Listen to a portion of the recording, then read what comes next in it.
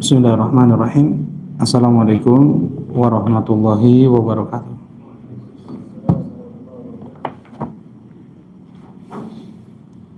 Innal hamdalillah nahmaduhu wa nasta'inuhu wa nastaghfiruh wa na'udzu billahi min shururi anfusina wa min sayyiati a'malina. May yahdihillahu fala mudilla lahu wa may yudlil fala hadiya lahu.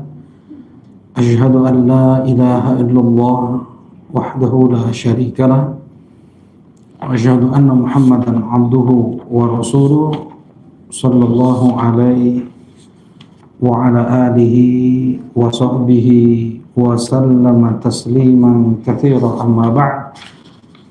Qala Allah ta'ala fil Qur'anil Karim, ya ayyuhalladzina amanu taqullaha wa qulu qawlan sadida yuslih lakum a'malakum wa yaghfir lakum dhunubakum wa man yuti'illaha wa rasulahu faqad faza fawzan 'azima. Alhamdulillah, kita bersyukur dengan kita memuji Allah Subhanahu wa taala yang mutlak karena limpahan nikmat, rahmat dan ihsan-Nya dimudahkan kita untuk menunaikan ibadah demi ibadah. Di sore ini Allah mudahkan kita untuk duduk bermajlis di rumahnya dalam majlis thalabul ilm, dalam majlis ibadah. Mudah-mudahan Allah terima amal ibadah kita dan mudah-mudahan menjadi sebab dipermudahnya setiap langkah kaki kita menuju surga Allah Subhanahu wa taala. Allahumma amin.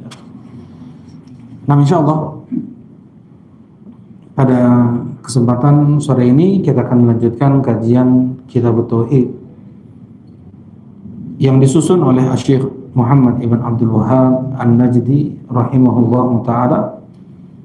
Kitab yang belum pernah ditulis seperti ini sebelumnya dan belum pernah ditulis ini setelahnya, tentang perincian-perincian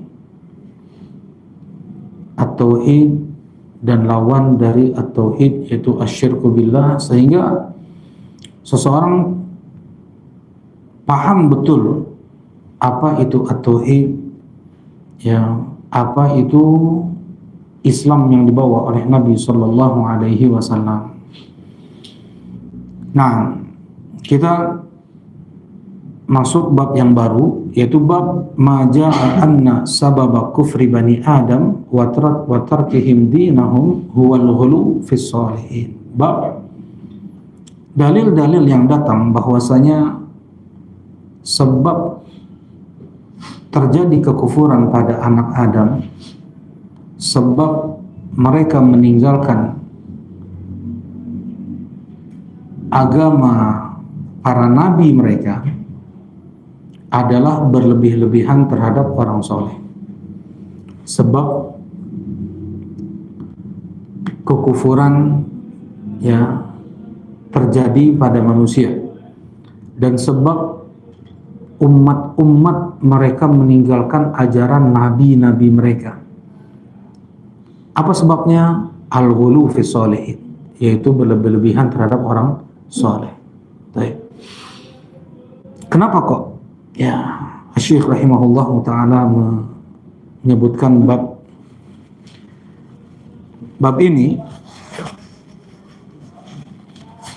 karena untuk seseorang meyakini Allah Subhanahu wa taala sebagai satu-satunya yang diibadahi, yang disembah, itu maftur. Atau apa itu maftur? Maftur itu sudah Allah berikan fitrah pada hati manusia untuk dia beribadah hanya kepada Allah. Jadi barahin at-tauhid,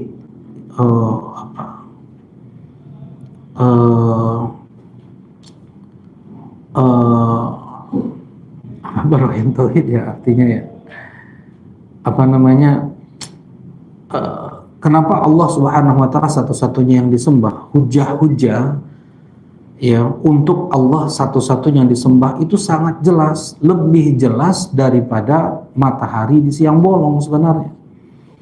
Ya, sangat jelas kenapa kok hanya Allah satu-satunya yang disembah itu. Nah, dari naluri atau naluri bisa disilahkannya fitrah. Ya, dari fitrah atau naluri yang Allah tanamkan kepada manusia. Nah, di surat atau di ayat kursi saja, satu ayat saja menyebut sampai 11 kalau tidak salah, 11 atau 12 barohin at-tauhid. Kenapa Allah satu-satunya yang berhak untuk disembah. Itu di surat atau di ayat satu ayat kursi saja. Ya. Belum lagi ayat-ayat yang lain. Nah jadi sebenarnya manusia itu sudah diberikan oleh Allah istilahnya apa ya, file ya dalam hatinya untuk dia beribadah hanya kepada Allah. Mudah dia untuk beribadah kepada Allah. Dan dia melihat apa yang ada pada dirinya, pada alam semesta, ya, sebagai penguat bahwasanya Allah satu-satunya yang berhak untuk diibadahi. Ya, secara akal, secara naluri, belum lagi dalil ya yang dibawa oleh para nabi dan para rasul, sama semuanya. Baik. Nah, celah satu yang bisa merusak fitrah manusia tersebut, dan itu yang didalami oleh iblis alaihi laknatullah, sehingga terjadilah kesyirikan pertama kali di dunia ini, yaitu apa? Al-ghulu fis sholihin, berlebih-lebihan terhadap orang soleh.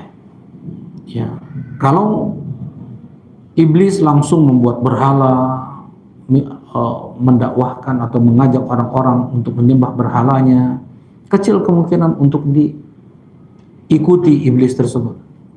Ya, tetapi iblis menggunakan celah untuk bagaimana orang-orang soleh tersebut disembah dengan dalih mencintai orang soleh, dengan dalih memuliakan, memberikan hak-hak orang soleh, dan itu berhasil. Dan insya Allah kita lihat nanti bagaimana sabarnya iblis untuk mendakwahkan kesyirikan tersebut. Baik. Ya. Nah, kita masuk dalil yang pertama tentang larangan syirik, tentang larangan ghulu. Wa qaulullahi azza wa jalla, dan firman Allah azza wa jalla, ya ahlal kitab la taghlu fi dinikum. Allah berfirman, wahai ahlul kitab, jangan kalian berlebih-lebihan dalam hal apapun dalam agama kalian. Di sini Allah sebenarnya ingin menarik hati mereka, orang-orang Yahudi, orang-orang Nasrani, dengan Allah panggil mereka dengan ahlul kitab. Wahai ahlul kitab, ini bentuk sanjungan sebenarnya. Wahai ahlul kitab, Allah tidak panggil mereka dengan kata-kata hujatan. Ya, banyak dalam Al-Quran Allah memanggil mereka agar mereka kembali, agar mereka mau ikut apa yang datang dari Nabi Muhammad Sallallahu Alaihi Wasallam. Ya ahlul kitab, maksudnya ahlul kitab di sini siapa? Orang Yahudi dan Nasrani, mereka yang berkitabkan, yang mengaku ya, mereka yang mengaku berkitabkan Taurat dan mereka yang mengaku berkitabkan Injil, padahal ya sama sekali Taurat tidak mengajarkan keyahudian, demikian pula Injil tidak mengajarkan kenasranian. Ya, semua yang dibawa oleh mereka dalam ajaran kesesatan mereka adalah yang sudah diubah oleh pendeta dan rahib-rahib mereka. Baik. Ya ahlal kitab la taghlu, la taghlu. Ini udah belajar bahasa Arab kan ya? Baik. Jadi seperti ini. Makna dari kalimat la taghlu, jangan kalian ghulu. Kalau fi'il itu apa, Bang Felis? Fi'il adalah kata kerja.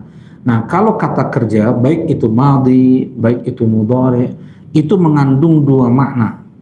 Ada makna mengandung, yang pertama adalah asal katanya, mengandung inti kata, kemudian yang kedua adalah waktu, kan begitu?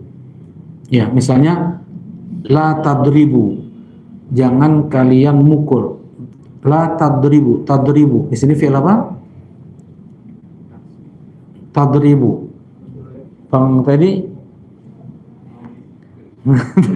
takut-takut ini tadi. Nah, apa? Mudhari. Nah, mudhari yaitu mengandung makna inti kata. Apa inti kata tadi? Memukul. Inti katanya masdar itu memukul. Kemudian ada waktu. Waktu jangan kalian memukul, kan gitu ya. Ya, jangan kalian memukul sekarang dan ke depannya, seperti itu. Nah, berarti ada inti kata tadi yang itu nakiroh. Inti katanya itu adalah apa? Nakiroh. Jadi la tadribu, jangan engkau pukul. Pukulnya ini nakiroh. La tadribu dorban, itu maksudnya jangan kalian memukul dengan pukulan. Nah, dalam bahasa Arab kalau nafi, peniadaan seperti itu, kemudian disambung setelahnya ada apa namanya nakiroh, yang nakiroh ya, dorban itu adalah nakiroh. Itu berarti mencakup semua jenis pukulan, baik pukulan itu dengan tangan atau dengan kayu atau dengan besi atau dengan apapun. Jelas itu ya? Baik. Nah, sekarang kita terapkan di sini. Ya ahlal kitab la taghlu. Wahai ahlul kitab, jangan kalian ghulu. Berarti inti katanya apa? Ghulu. Waktunya apa?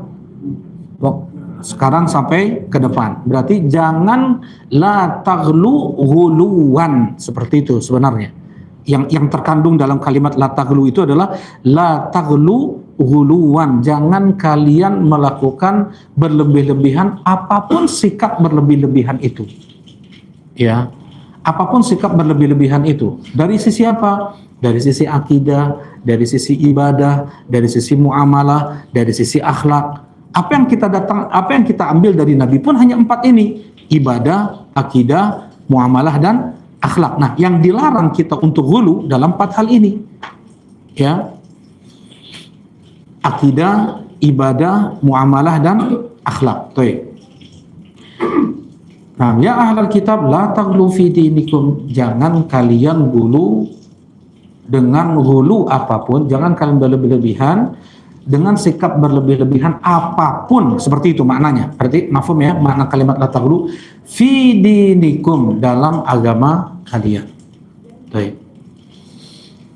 Nah, jadi mengandung makna umum intinya kalau kalimat peniadaan tersebut. Tadi ahlul kitab siapa? Orang-orang Yahudi dan mereka orang-orang Nasrani. Apakah mereka ghulu dalam agama mereka? Jelas Allah sebutkan dalam surat At-Taubah, wa qalatil yahud Uzair ibnullah wa qalatil nasara al-masih ibnullah. Berkata orang-orang Yahudi Uzair anak Allah, berkata orang-orang Nasrani Nabi Isa anak Allah. Yang pertama Yahudi. Apa bentuk ghulu mereka? Mereka menjadikan Uzair itu mereka anggap sebagai anak Allah. Jadi sempat Taurat itu hilang ya, menurut ini pun Israiliyat ya. Sempat Taurat itu hilang, tidak ada. Kemudian datang Uzair menyampaikan kembali Taurat dari awal sampai akhir. Kemudian berlebih-lebihanlah orang-orang terhadap Uzair dengan mengatakan Uzair anak Allah. Mereka pun berlebih-lebihan terhadap Taurat yang mereka pegang tersebut. Tidak boleh ada perubahan sedikit pun. Dan Nabi Isa alaihi salatu wassalam, beliau membawa syariat yang ada sedikit merubah Taurat. Ya, wali uhilla lakum ba'dha ma hurrima alaikum. Aku datang untuk menghalalkan apa yang sebelumnya diharamkan untuk kalian. Oh, nggak bisa. Ini berarti nggak senang orang yang berkitabkan Taurat ini kepada Nabi Isa. Ini jadi nabi udah mulai mengotak-ngatik Taurat, Akhirnya mau dibunuh Nabi Isa karena nggak terima mereka. Taurat itu nggak bisa, nggak boleh untuk diubah, diotak-atik sama sekali. Ini Yahudi, ya. Karena sebab itu, diantaranya hulunya mereka terhadap kitab mereka. Padahal Nabi Isa bukannya merubah Taurat secara keseluruhan, enggak. Apa kata Nabi Isa? Wa qala Isa bin Maryam, ya bani Israil, inni Rasulullah ilaikum musaddiqun. Ya, inni Rasulullah ilaikum musaddiqun lima baina yadayya minat Taurat.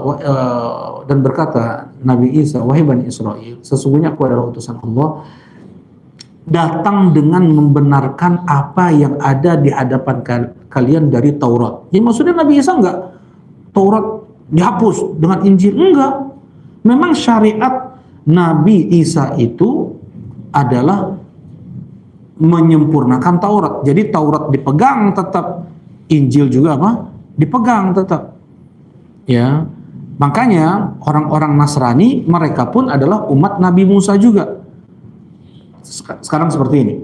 Kan ketika Nabi Muhammad sallallahu alaihi wasallam diperlihatkan oleh Allah, ada nabi pengikutnya cuman satu orang, ada nabi nggak ada pengikut sama sekali.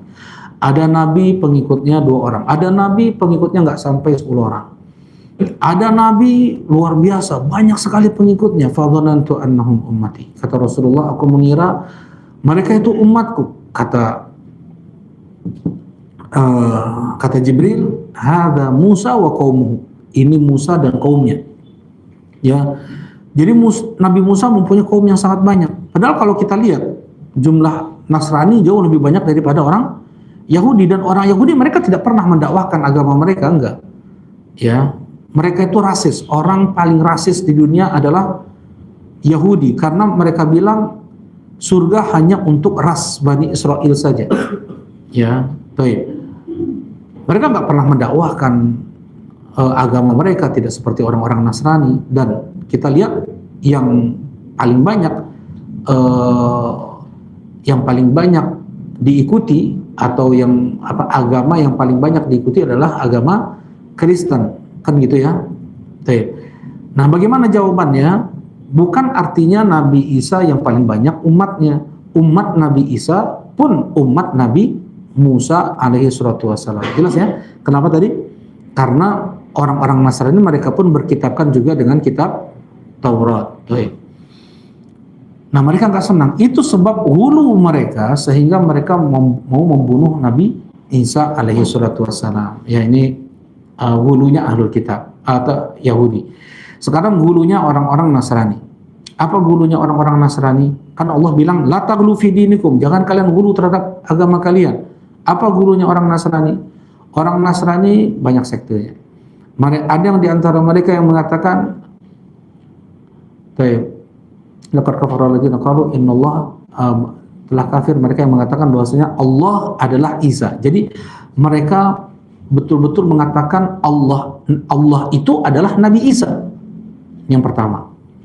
Yang kedua, laqad kafara alladziina qalu innallaha wa thalithu tsalatsa. Telah kafir mereka yang mengatakan bahwasanya Allah itu adalah satu di antara yang 3. Jadi Nabi Isa itu satu di antara yang 3. Ini bagian ini sekte kedua nih. Yang ketiga, Nabi Isa adalah anak Allah. Ya. Ada 3. Tadi yang pertama apa? Nabi Isa adalah Allah itu sendiri. Yang kedua, Nabi Isa adalah satu dari yang 3. Yang ketiga, Nabi Isa adalah anak Allah. Ini bentuk hulu nggak semuanya nih? Bentuk hulu kan? Berlebihan mereka terhadap Nabi Isa nih. Nah, yang mengatakan bahwasanya Nabi Isa adalah Allah itu terbagi menjadi 2 lagi.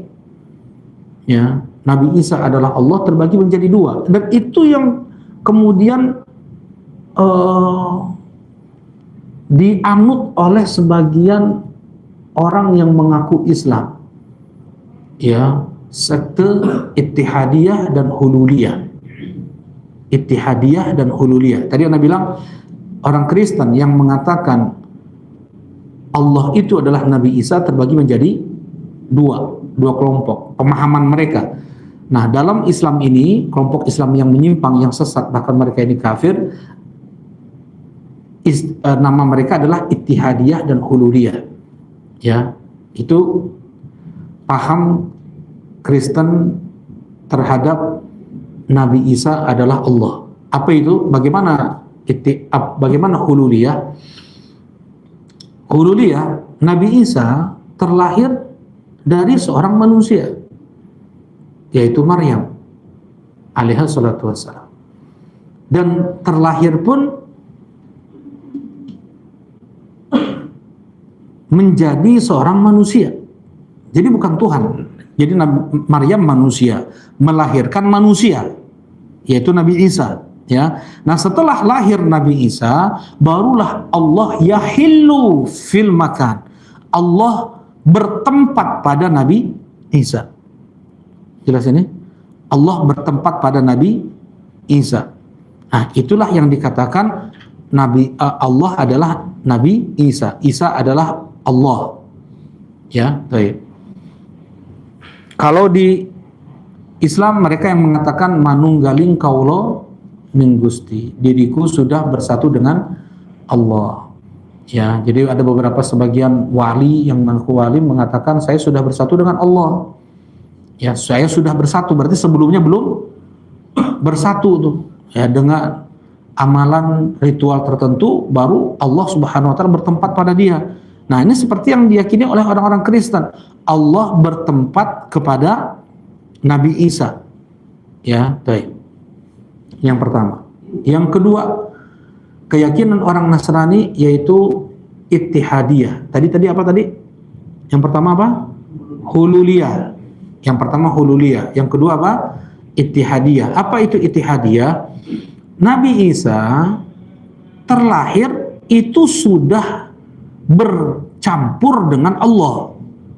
Ya, jadi kayak teh manis, ya, atau kopi susu, ya nggak bisa dipisahkan lagi mana air putih, mana teh, mana kopi, mana susu. Udah nggak bisa lagi dipisah, nggak bisa dipisahkan, nggak bisa dibilang itu kopi, nggak bisa dibilang itu susu, ya, karena sudah bercampur, ya. Nah ini namanya apa namanya? Ittihadiyah. Jadi Allah itu sudah bercampur dengan Nabi Isa alaihi salatu wassalam. Kelompok yang menyimpang dalam Islam, ya, namanya Ittihadiyah. Allah bersatu dengan makhluknya. Ya, ini Allah nih. Ini Allah nih.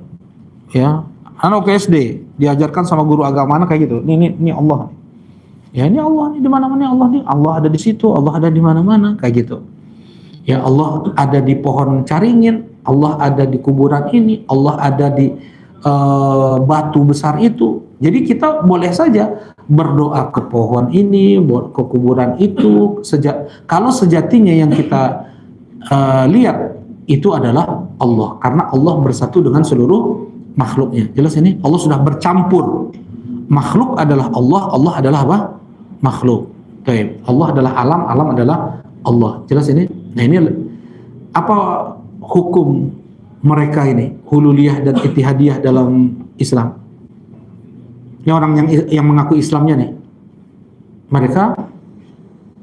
mereka kafir, ya. Bahkan mereka ini lebih kafir daripada orang Nasrani. Kenapa? Allah menghukumi kafir orang Nasrani yang mengatakan Nabi Isa adalah Allah. Laqad kafara alladziina qalu innallaha huwa Isa ibnu Maryam. Telah kafir mereka yang mengatakan bahwasanya Allah adalah Isa ibnu Maryam. Dari sini Allah menghukumi kafir yang mengatakan Nabi Isa adalah Allah. Allah adalah Nabi Isa. Dengan dua pemahaman ini. Padahal Nabi Isa adalah nabi, rasul, soleh, ya. Apalagi yang menganggap selain Nabi Isa sudah bersatu dengan Allah, entah dengan pemikiran hululiyahnya atau pemikiran ittihadiyahnya.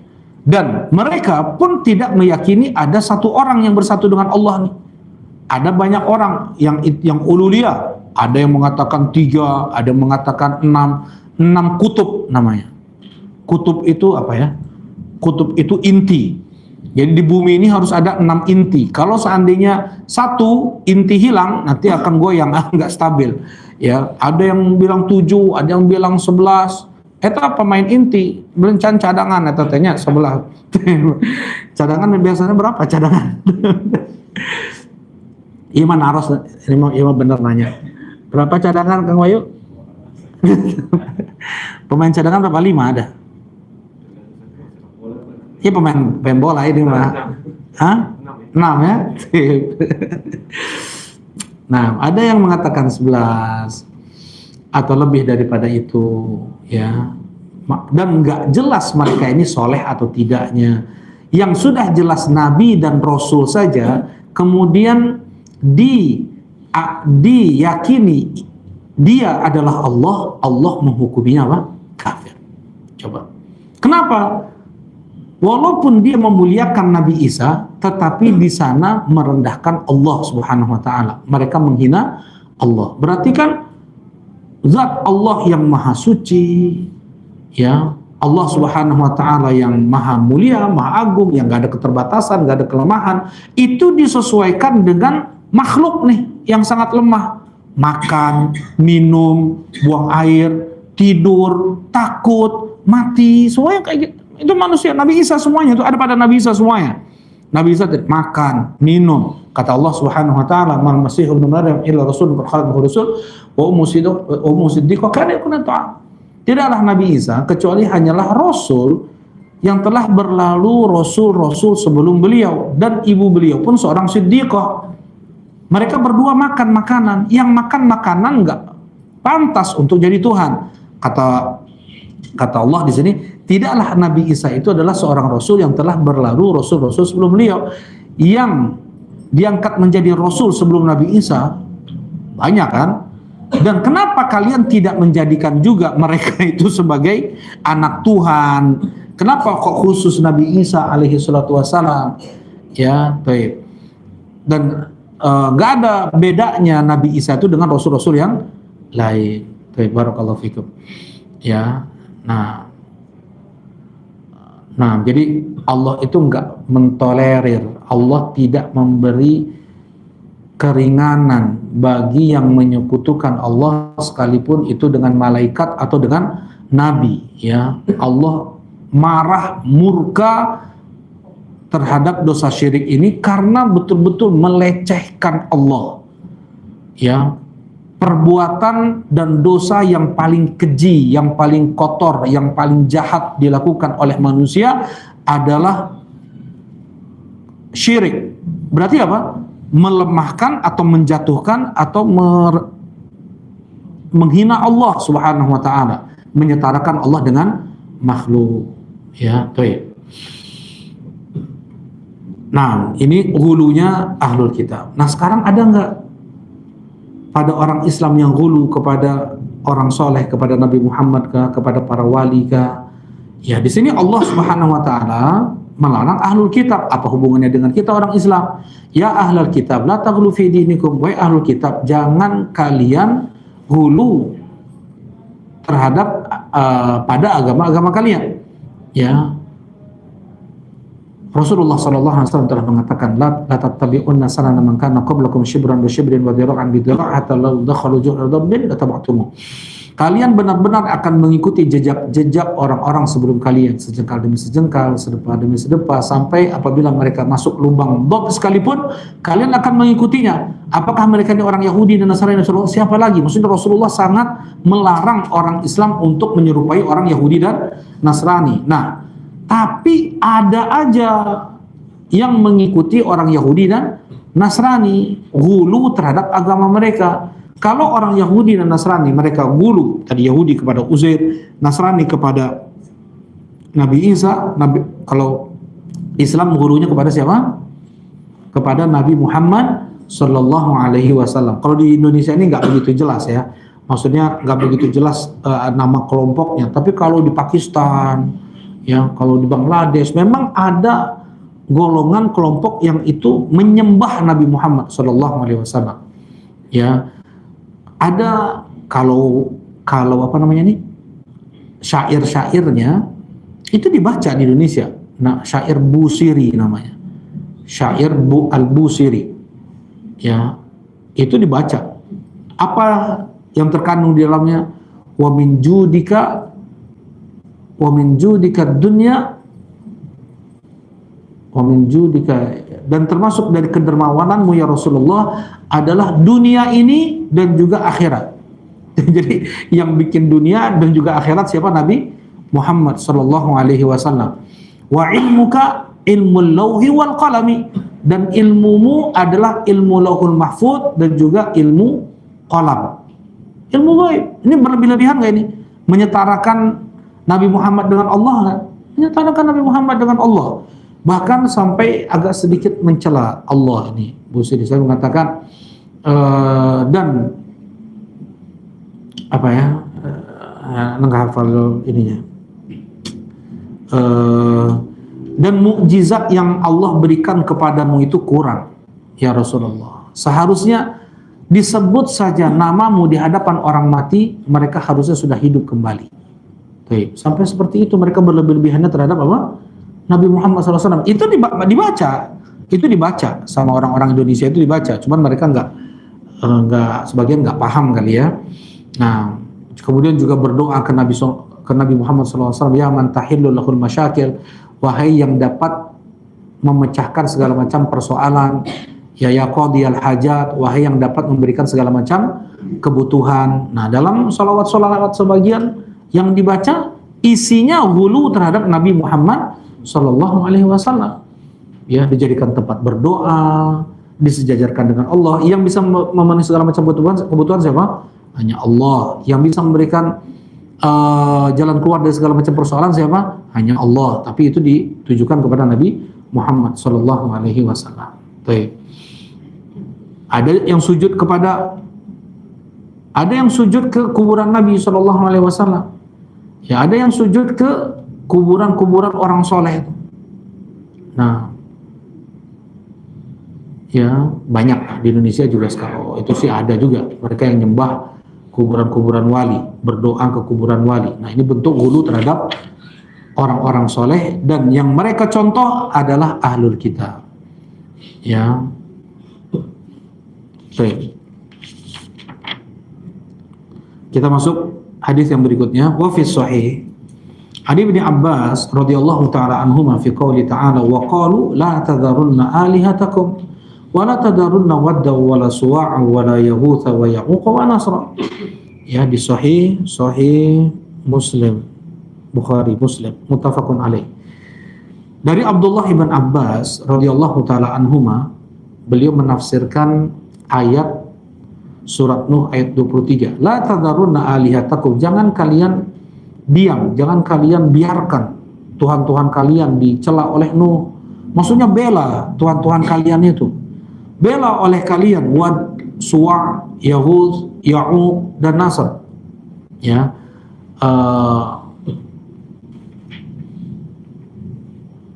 Nah.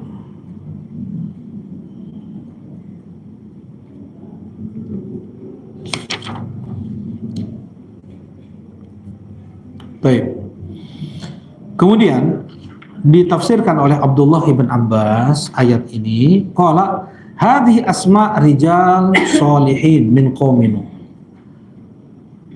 Ini adalah nama-nama orang soleh dari kaum Nabi Nuh. Siapa aja tadi? Ya, Wad, Suwa', Yaghuz, Ya'uq, dan Nasr. Ada 5 orang soleh.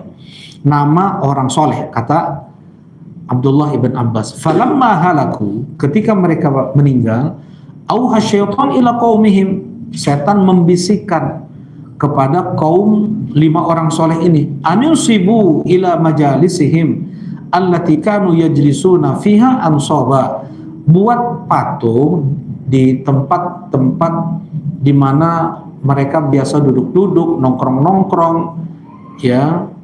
Buat patung hanya sebagai simbol saja, ya mirip-mirip banget juga enggak juga ya.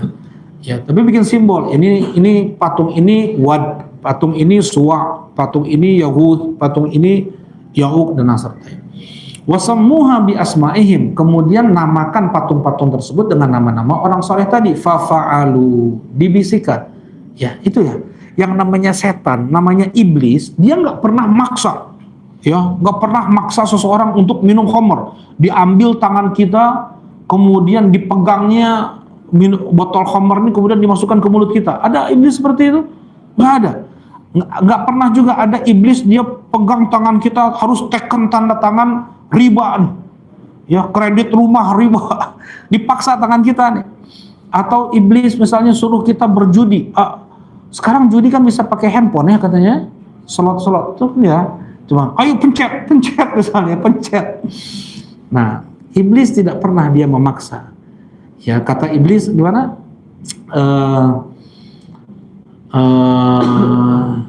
Wa qala syaitanu lamma qudiyal amr innallaha wa'adakum wa'dal haqqi wa'adahu wa'adtukum fa akhlaftukum fala talumuni wa lumu anfusakum ma ana bimusrikhikum wa ma antum musrikhi inni kafartu bima asyartumuni min qabl. Langsung ada yang kelewat itu. Mana mushafnya Bang Pet? Qala syaitan lamma qudiyal amr innallaha wa'adakum wa'dal haqqi wa wa'adtukum fa akhlaftukum wa ma kana liya 'alaikum min sultanin illa an da'autukum fastajabtum li. Kata iblis, aku nggak ada kekuatan untuk memaksa kalian bermaksiat, tuh nggak ada. Cuman hanya membisikkan aja kepada kalian. Illa an da'autukum, aku hanya ngasih seruan aja, bisikan-bisikan saja. Karena itu jangan kalian cela aku, cela diri kalian sendiri. Ya, nah seperti itulah di sini. Kesyirikan pertama kali terjadi. Auha, maksudnya di sini dibisikkan. Ya, dibisikkan maksudnya ayo bikin patung-patung. Ya, dalam riwayat yang lain, ya. Dalam riwayat yang lain, Abdullah ibn Abbas menjelaskan secara detail bahwasanya yang dibisikkan oleh setan tersebut, buatlah oleh kalian patung-patung di tempat di mana biasa kalian duduk-duduk untuk kalian mengingat jasa-jasa mereka, untuk kalian mengingat bagaimana ibadah dan akhlak mereka, agar kalian terpacu untuk beribadah sebagaimana mereka beribadah, agar kalian bisa berakhlak mulia sebagaimana mereka berakhlak mulia. Jadi intinya dibuat itu semua untuk memotivasi awalnya, bukan untuk sembah enggak. Ya.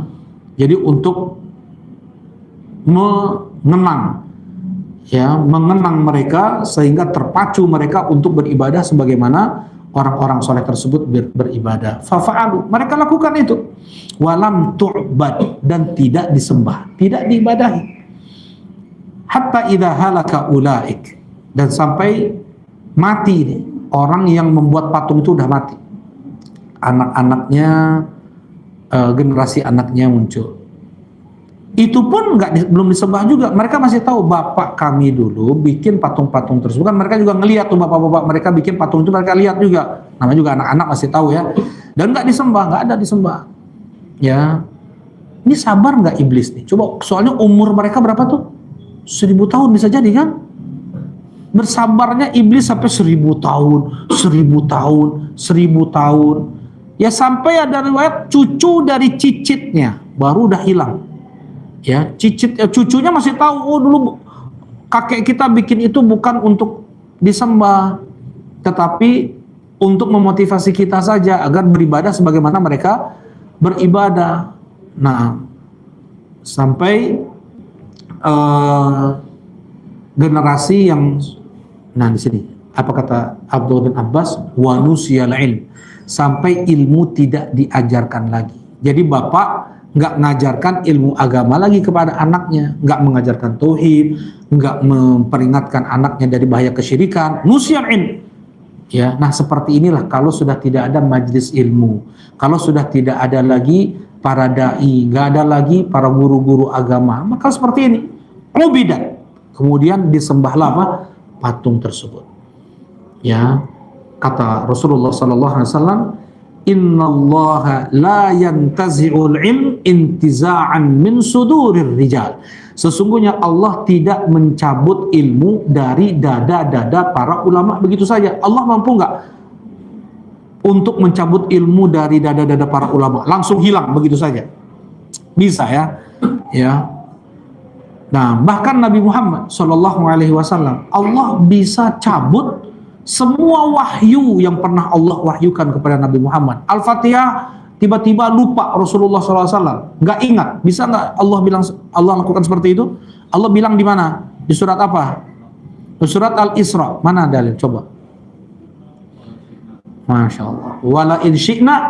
Wala in syi'na lanadhhabanna billadzi auhayna ilaik. Andaikan kami mau, ya Muhammad, kami akan cabut apa yang sudah kami wahyukan kepadamu ya Muhammad. Bisa. Ya, itu Nabi Muhammad. Apalagi selain Nabi Muhammad, lebih mampu lagi, lebih bisa lagi Allah Subhanahu wa taala untuk mencabut ilmu, mencabut wahyu. Walakin bimautil ulama, tapi Allah ya cabut ilmu itu dengan diwafatkannya para ulama. Jadi dicabut ilmu dari satu negeri itu dengan diwafatkannya para ulama, meninggal, ulama ini meninggal. Hatta idza lam yabqa alimun, ketika sudah tidak tersisa lagi ulama, ittakhadhan nas ru'usan juhala. Ya, orang-orang bodoh mengambil manusia mengambil orang-orang bodoh menjadi ulama. Kan ada sebagian orang ya, dia nih pede aja kalau bicara tentang agama. Ya, pede aja dia bicara tentang agama, padahal nggak ada dia belajar ilmu agama. Dia dapatkan katanya. Jadi ini perlu nih untuk ngurus jenazah, nggak mungkin ngurus jenazah ke pilot atunya, ke misalnya ke apa lagi arsitek. Harusnya ke ustadz nih, cari nih. Ya mana ustadz? Oh ustadz.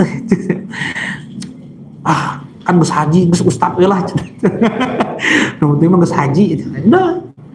Pak Haji ini asalnya dia nggak ada basic agamanya. Dia diangkat-angkat terus, diustad-ustadkan. Akhirnya apa? Dia pun jadi pede ngomong sedikit tentang ini bagusnya diadanin sebelum masuk ke kuburan. Ya, kemudian anak-anak, istri ngolong ya. dia bikin inovasi sendiri ya, ngolong ya dari bawah keranda mayat ya. Nanti saya pernah ke luar negeri dikasih bunga kasih bunga juga di kuburannya.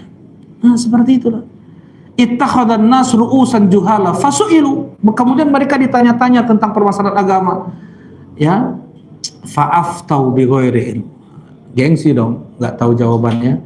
Akhirnya mereka berfatwa tanpa ilmu, fadallu wa adallu, mereka sesat dan menyesatkan. Nah inilah yang terjadi di zaman Nabi Nuh ya, ketika nusyal ilm, ketika ilmu tidak lagi diajarkan ya, sudah dilupakan ilmu. Nah ini pentingnya kita untuk menjaga ilmu agama, minimal untuk diri kita dan anak keluarga kita nih, untuk anak istri kita nih. Ini minimal ya. Nah tanpa ilmu agama seseorang dia tidak bisa membedakan mana yang baik mana yang buruk. Seseorang sekarang betul-betul membela betul-betul kemaksiatan ya, betul-betul dibela, berjuang untuk membela kemaksiatan itu dengan akal logika mereka ya. Tuh lihat tuh orang-orang modern maju, Amerika maju, Inggris, nah masjid di nyaman ya.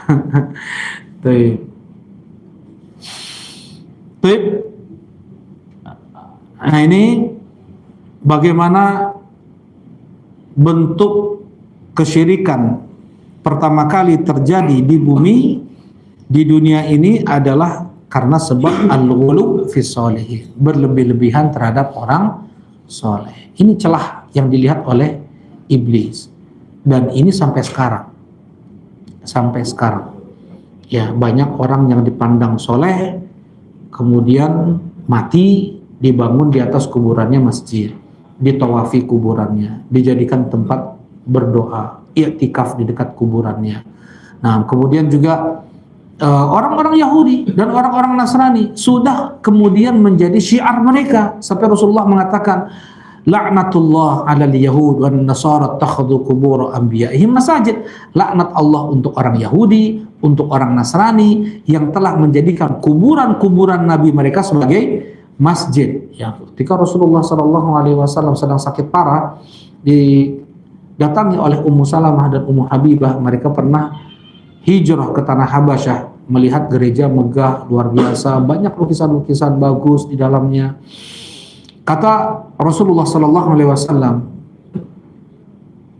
inna ulaiki, sesungguhnya mereka itu orang-orang Nasrani itu, wahai Ummu Habibah, wahai Ummu Salamah, idza mata fihim ar-rajulu saleh, apabila ada orang soleh dari kalangan mereka mati, entah ulamanya, entah ahli ibadahnya, banau ala qabrihi masjidah, mereka bangun di atas kuburannya masjid, wasawwaru fihi tilka suwar, kemudian mereka membuat gambar-gambar di dalamnya. Ulaiki syirarul khalqi indallah, mereka lah seburuk-buruk makhluk di sisi Allah Subhanahu wa taala. Nah, ya. Nah, jadi dari celah ini, ya, dari celah berlebih-lebihan terhadap orang soleh. Coba Buddha, apa, Siddhartha Gautama, ya enggak? Siddhartha Gautama ini apakah diyakini oleh para pengikutnya dia yang menciptakan langit-langit dan bumi? Tidak. Dia orang soleh, orang bijak, bukan orang soleh, dan orang bijak, ya. Dan sahabat Siddhartha Gautama ini, jadi para salafnya mereka itu, gitu ya, itu tidak ada yang menyembah Siddhartha Gautama. Itu menurut ajaran mereka ini, ya. Jadi ada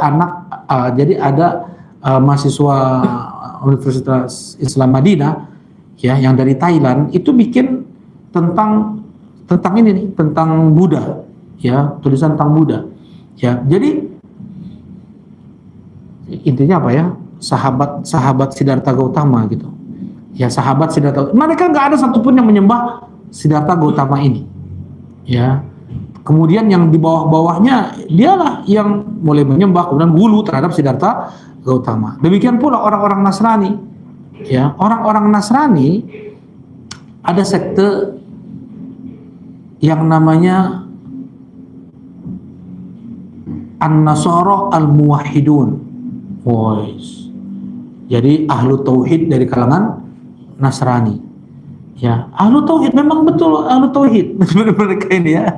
Jadi nggak meyakini Nabi Isa itu sebagai Tuhan, anak Tuhan, satu di antara tiga. Enggak, mereka hanya menyembah Allah. Nabi Isa itu sebagai Nabi dan Rasul. Ya, mereka yakini seperti itu. Ya, dan mereka pun, ya, banyak juga literatur mereka ini mengatakan bahwasanya sahabat-sahabat Nabi Isa itu nggak ada satupun yang menyembah Nabi Isa itu. Ya, nah. Tapi mereka kafir nggak nih? Al-Muwahhidun, ahlu apa namanya, ahlu tauhid dari kalangan orang-orang Nasrani, kafir nggak? Saman kafir. Mereka nggak syirik, kafir. Masya Allah, luar biasa. Mereka tetap kafir. Kenapa? Karena mereka tidak mengimani kerasulan Nabi Muhammad SAW. Istilahnya sekarang ini Yusufiyah, ya. Jadi pengikut Yusuf, gitu mereka ini, pengikut Yusuf, istilah sekte Nasraninya ini.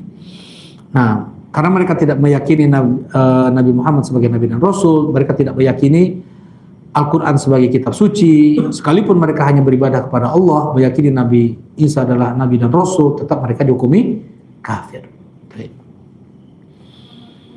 Nah, jadi intinya agama-agama yang muncul kemudian itu, ya, adalah bentuk berlebih-lebihan terhadap orang soleh, ya.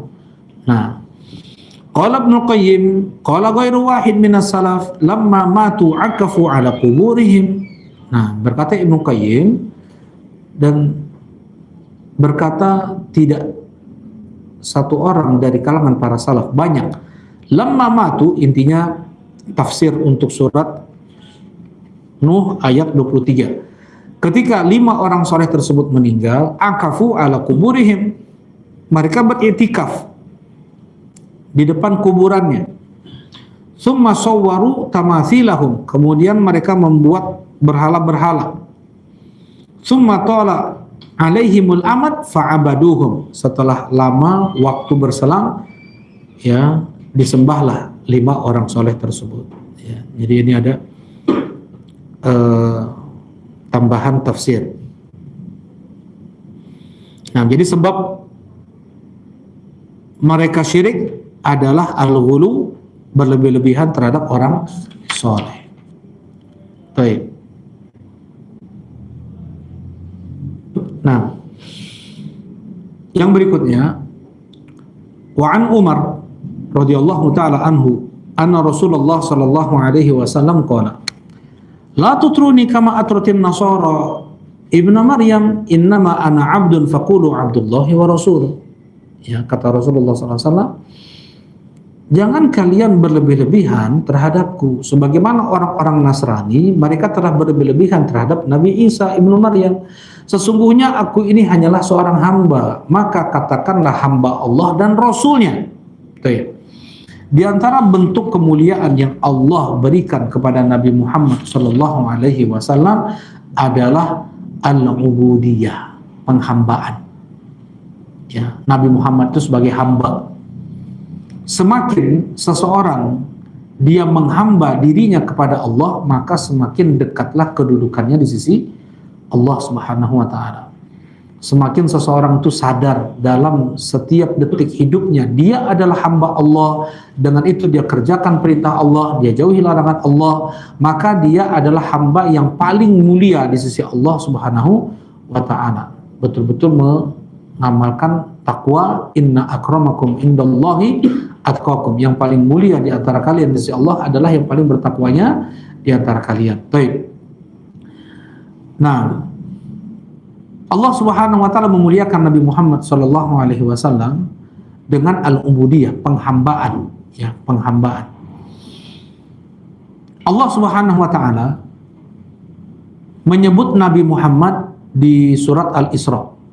Subhanalladzi asra bi'abdihi lailan minal masjidil haram ilal masjidil aqsa. Maha suci Allah yang telah memperjalankan hambanya dari Masjidil Haram ke Masjidil Aqsa. Ini mukjizat bukan? Mukjizat kan? Kalau yang namanya mukjizat itu kan biasanya ke Rasul kan gitu ya. Apa mukjizat? Mukjizat Nabi, mukjizat Rasul kan seperti itu. Tetapi Allah ingin memuliakan Rasulullah Sallallahu Alaihi Wasallam justru dengan menyebut hamba, ya, bukan menyebut Rasul. Ya, jadi ketika Allah menyebut hamba itu bentuk pemuliaan yang paling tinggi. Jadi al-ubudiyah itu lebih tinggi daripada ar-risalah. Tingkatan penghambaan itu lebih tinggi daripada kerasulan. Ya. Dan mereka para nabi dan para rasul adalah orang yang paling menghambakan diri mereka kepada Allah Subhanahu wa taala. Jelas ini? Gak pernah kita menyebut nama dalam syahadat ya Rasulullah SAW, kita sebut Rasul dulu kemudian hambanya, gak pernah kan? Mesti kita menyebut hambanya, hamba Allah dan Rasulnya. Seperti itu, asyhadu alla ilaha illallah wa asyhadu anna Muhammadan abduhu wa rasuluh. Gak pernah kita nyebut wa asyhadu anna Muhammadan rasuluhu wa abduhu, gak pernah ada. Jadi al-ubudiyah selalu didahulukan daripada ar-risalah. Kenapa? Karena memang kedudukannya lebih tinggi daripada ar-risalah. Ya, baik. Mana yang kedua? Yang Allah sedang memuji Nabi ini. Tetapi Allah memujinya dengan tidak menyebut Rasul, Nabi, tapi Allah menyebut dengan apa? Hamba. Mana? Ketika Allah menantang kaum musyrikin. In kuntum fi raibin mimma nazzalna ala abdina, in kuntum fi raibin mimma nazzalna ala abdina, andaikan kalian ragu terhadap apa yang kami turunkan kepada hamba kami. Kalau yang diturunkan wahyu itu tentunya kepada nabi dan rasul kan. Perbedaan antara kita dengan Nabi Muhammad apa? Beda material kulit, tulang, sama ya? Sama. Tadi anak kajian di mana ya? Oh, kemarin anak kajian di Baik, iya. Ada satu athar. Oh ya, tadi siang. Kita baca hadis dari Allah Ustaz. Hadis apa ini? Hadis Anas bin Malik radhiyallahu taala anhu. Karena Rasulullah SAW menjadi ala hasir. Rasulullah SAW beliau tidur di tikar, ya, fa'atharat ala jambi. Kemudian tikar tersebut ngecap jambi. Ini Rasulullah kan bisa tidur ke miring kanan, ya. Nah, jadi tikar itu mengecap benar itu ngecap, apa? Membuat bekas itu, membuat bekas di lengan Nabi SAW dan punggung Nabi SAW, ya. Kemudian aku usap, kata Anas bin Malik, aku usap biar cepat hilang kayak gitu. Maksudnya sama berarti material tubuh Nabi dengan kita kan, ya, ya nggak beda tuh, ya. Dan yang lainnya juga nanti akan ada pembahasannya. Yang membedakan antara kita dengan Rasulullah SAW adalah beliau diberi wahyu sedangkan kita tidak. Dan ketika Allah menantang kaum musyrikin, mereka orang paling fasih, ya, in kuntum fi raibin mimma nazalna ala abdina, andaikan kalian ragu terhadap wahyu yang kami turunkan kepada hamba kami, seharusnya kan kepada rasul kami, harusnya kayak gitu. Dan ini Allah sedang menantang. Kalau hamba semua juga nampak, tapi Allah ingin mengangkat Nabi Muhammad SAW. Jelas ini, ya. Ini maqam at-tahaddi. Tadi maqamul Isra. Maqam al-Isra, kedudukan Isra Mi'raj Allah sebut dengan hamba. Maqam at-tahaddi, kedudukan apa istilahnya? Kan kedudukan apa istilahnya? Ketika Allah sedang menantang, itu Allah sebut hamba untuk Nabi sallallahu alaihi wasallam. Kemudian yang ketiga, ketika Rasulullah sallallahu alaihi wasallam diberi wahyu, ya. Rasulullah diberi wahyu, idz auha ila abdihi ma auha. Yang namanya wahyu kan ciri khas Rasul dan Nabi, ya. Tetapi di sini Allah menyebut Nabi Muhammad sebagai hamba, ya. Nah, jadi untuk memuliakan, Allah menyebut Nabi dengan hamba itu untuk memuliakan, ya. Kemudian juga bagaimana ketika Nabi Muhammad SAW berdiri sholat tahajud 1 rakaat 5 juz dibaca Al-Baqarah, An-Nisa, Ali Imran sampai bengkak kaki Nabi. Ini perbuatan Rasul, Nabi, tapi Allah bilang idz qama abdullahi yad'u, dan ketika hamba Allah berdiri dan berdoa.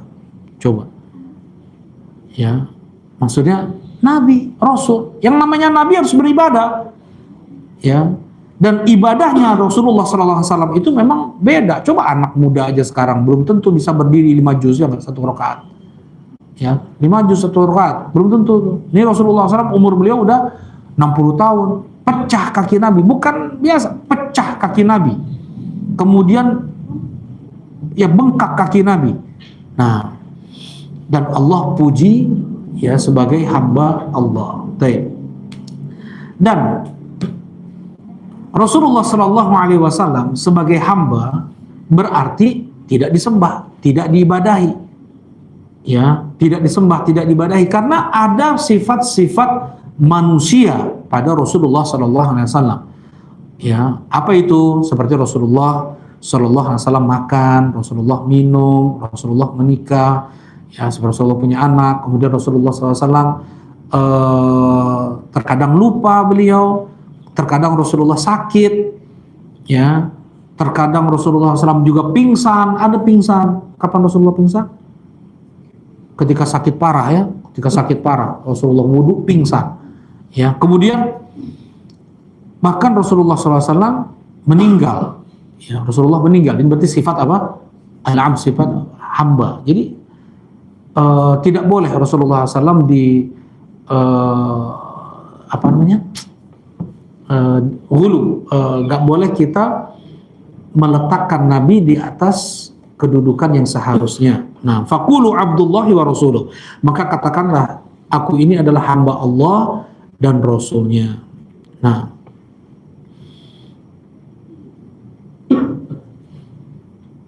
baik.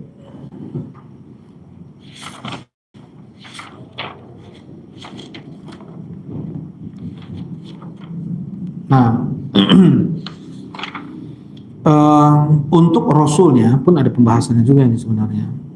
Ya. Nabi Muhammad adalah Rasul Allah, adalah utusan Allah, yaitu diberi wahyu kepada beliau. Konsekuensinya kita yang meyakini beliau adalah utusan Allah ada 4. Apa itu, Ibrahim? Tasdiquhu fima akhbar, membenarkan Rasulullah apapun yang dikabarkannya. Kenapa? Karena perantara antara kita dengan Allah adalah Nabi Muhammad SAW. Karena beliau satu-satunya umat ini yang diberi wahyu oleh Allah Subhanahu wa taala sebagai penghubung antara kita dengan Allah Subhanahu wa taala. Kita nggak tahu apa yang diperintahkan oleh Allah kepada kita. Hikmah kita diciptakan aja nggak tahu kalau bukan karena sebab Nabi Muhammad SAW. Allah menginginkan kita untuk beribadah. Hikmah kita diciptakan, kata Allah, untuk beribadah. Ibadah itu apa? Bagaimana waktunya, caranya, semua itu datang dari Rasulullah SAW. Nah, wajib dengan itu untuk membenarkan apapun yang datang dari beliau. Yang kemudian yang kedua apa? Ta'atuhu fima amar, menjalankan apapun yang diperintahnya. Yang ketiga, menjauhi apa yang dilarang, tak manaha anhu wazajar. Yang keempat, tidak beribadah kepada Allah kecuali sesuai dengan tuntunannya. Nah, ini 4 konsekuensi meyakini Nabi Muhammad sebagai utusan Allah Subhanahu wa taala. Ya, baik. Nah, ini masih panjang ya. Ini mungkin pertemuan yang berikutnya lagi. Soalnya permasalahan hulu insyaallah akan dibahas nanti. Apa saja bentuk hulu yang terjadi pada umat Nabi Muhammad SAW, sehingga ada 2 kelompok yang bertolak belakang dan dua-duanya adalah bid'ah. Ya. Seperti misalnya ada Syiah, ada Nasibiyah. Ini hulu nih, ini dua-duanya hulu nih. Ada Khawarij, ada Murji'ah. Kemudian Jahmiyahnya, Mu'tazilahnya, Asy'ariyahnya, Kullabiyahnya, Maturidiyahnya. Hulunya dari mana nih? Ini hulu terhadap mereka, hulu untuk mensucikan Allah. Mensucikan Allah pokoknya wajib kan? Hulu tapi melampaui batas mereka dalam mensucikan Allah sehingga tidak menetapkan untuk Allah sifat. Ya, nanti akan kita bahas, masih panjang lagi. Kemudian hulu dalam orang yang jatuh dalam maksiat. Ya, baik. Nah, kita cukupkan di sore ini. Nanti kita juga dengan waktu. Subhanakallahumma rabbana wa bihamdika asyhadu an la ilaha illa anta astaghfiruka wa atubu ilaik. Assalamualaikum warahmatullahi wabarakatuh.